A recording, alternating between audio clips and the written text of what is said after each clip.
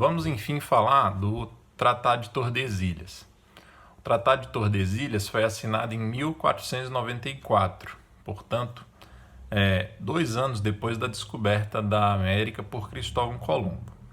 Então, a gente viu ontem que o Alexandre VI, aquele Papa Borgia, né, da família Borgia, ele editou, promulgou várias bulas que favoreciam injustamente os espanhóis no que se refere a domínio de terras conquistadas nas grandes navegações. Injustamente porque os portugueses deram todo o duro para poder desenvolver tecnologia, aperfeiçoar tecnicamente. Muitos homens portugueses morreram nas grandes navegações. Enfim, Portugal fez o serviço pesado e agora a Espanha, numa jogada de tapetão, já que o Papa era favorável, tendencioso a Castela, agora tenta tirar vantagem disso sem o respectivo esforço. Então, diante disso, Portugal protestou, Portugal tentou diplomaticamente resolver isso, né? Enfim. Aí aconteceu o seguinte: a primeira coisa que Portugal fez foi propor, então, tanto a Castela como ao Papa, né, um acordo para fazer uma nova divisão, então, dessas terras conquistadas e por conquistar. Mas não foi bem sucedido, não conseguiu aí esse acordo. Então, Portugal apelou e partiu, então, começou a montar uma armada para decidir na base da guerra, na base do conflito armado, então, quem é que ia ter o quê? Quem é que ia mandar em que região? O Dom Fernando de Aragão, que era rei de Castela, ele era também rei da Sicília, na Itália. E ele não estava interessado de jeito nenhum no conflito armado contra Portugal e colocar, assim, de novo a Península Ibérica em guerra. Lembrem-se que a história da Península Ibérica sempre é permeada por guerras. Então, não querendo de jeito nenhum participar de uma nova guerra, ele vai afrouxar então. Então ele vai dizer, não, então vamos negociar. Portugal, calma, não precisa, não é para tanto, vamos negociar. Tá. E aí houve longas negociações. Essas longas negociações Portugal sempre esteve em vantagem nelas. Por quê? Porque Portugal tinha um conhecimento prático. Portugal tinha navegado muito mais do que a Espanha. Então, os navegadores portugueses, os diplomatas portugueses, eles tinham informações que os espanhóis não tinham. De maneira que conseguiram chegar num acordo muito vantajoso para Portugal, que foi assinado no dia 7 de junho de 1494, num conselho espanhol chamado Tordesilhas, uma cidadezinha chamada Tordesilhas. Foi assinada por representantes dos dois reinos, tá? Então, 7 de junho de 1494 foi assinada. O documento chama-se, na verdade, Capitulação da Partição do Mar-Oceano. Mas, popularmente, o acordo feito em Tordesilhas virou Tratado de Tordesilhas.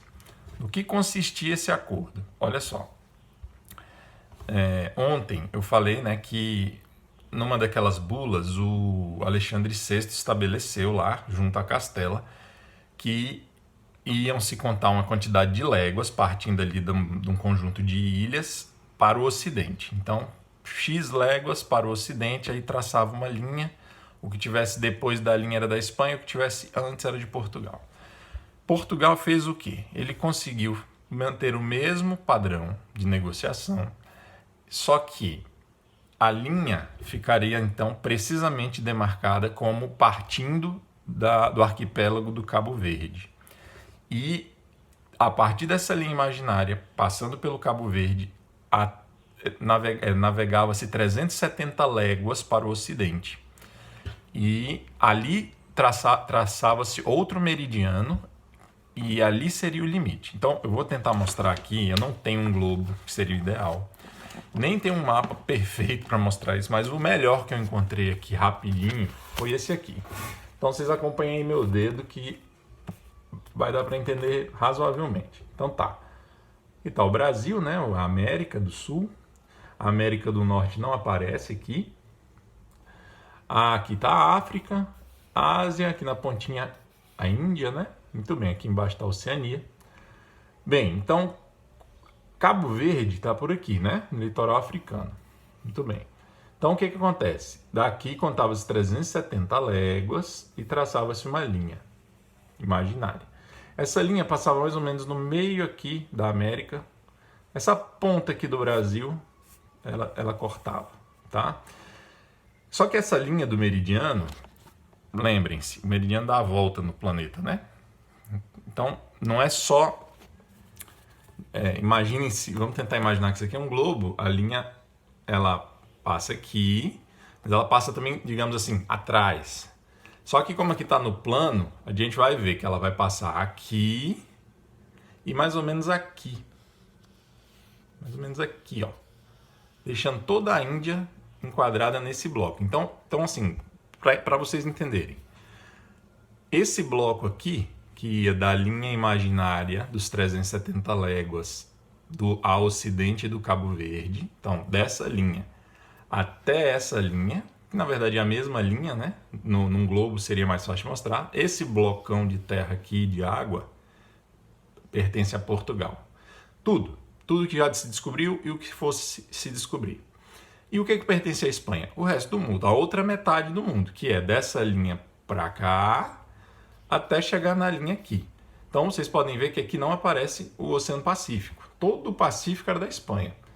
Toda a América do Norte era da Espanha, a Oceania para lá. Então tudo que não está aqui praticamente era o que pertencia à Espanha.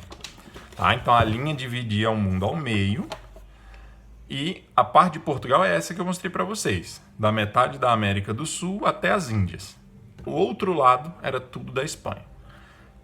De cara dá pra gente ver que foi um grande negócio para Portugal. Por quê? Porque do outro lado não tinha nada que se comparasse. As Índias, a África, boa parte da América ficou com Portugal. E o que ficou com a Espanha? A outro pedaço da América, praticamente só. E ilhas do Oceano Pacífico.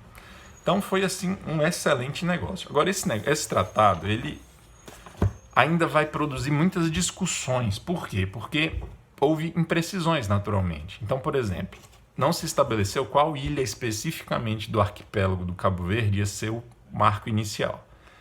Então, dependendo de qual fosse a ilha, dava uma diferença de léguas. E dava uma diferença de léguas lá na linha demarcatória que passava em cima da América.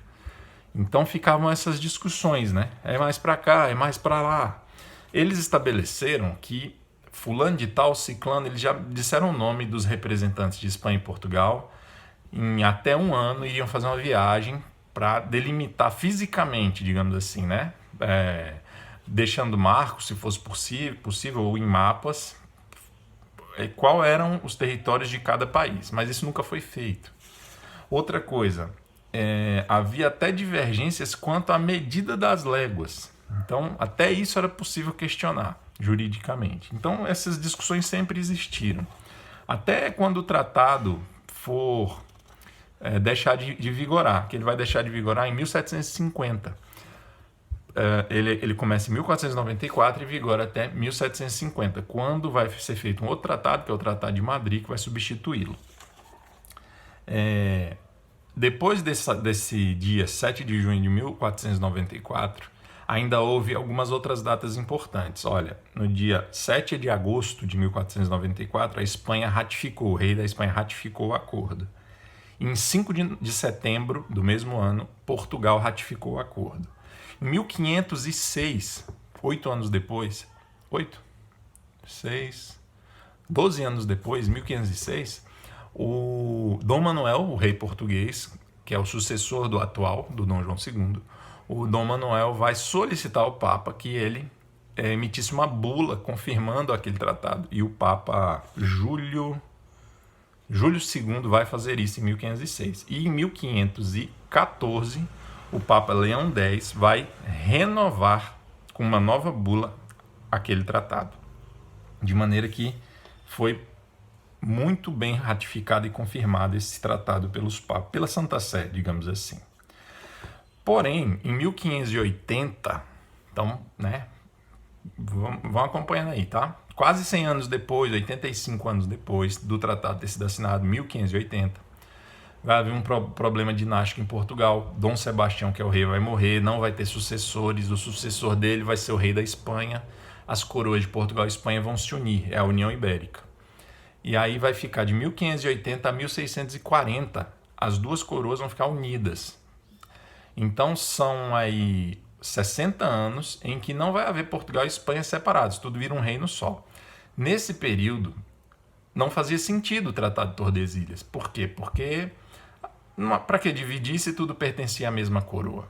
Então, coincidiu que nessa época houve um grande avanço para o sertão e, vamos dizer assim, Portugal, os portugueses, avançaram muito para além da linha de Tordesilhas. E quando acabou a União Ibérica, já não fazia mais sentido retroceder, voltar a estabelecer aquele marco. Precisamente por isso, 100 anos depois, vai precisar ser feito um novo tratado, que vai ser o Tratado de Madrid. Mas isso aí fica para depois, quando a gente chegar lá nessa época. Beleza, pessoal? Então é isso, um abraço.